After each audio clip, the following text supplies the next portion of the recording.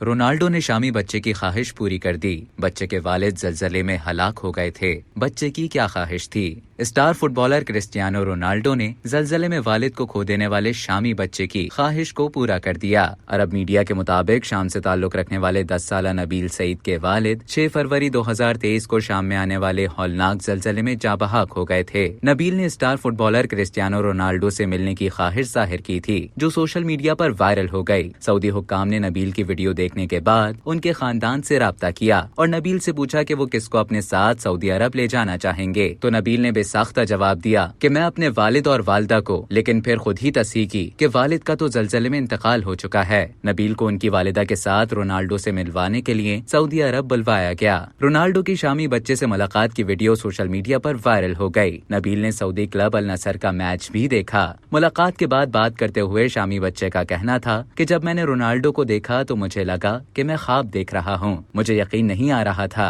Ronaldo बहुत ही अच्छे इंसान हैं। मैं चाहता हूँ कि हर कोई उनसे मिल सके।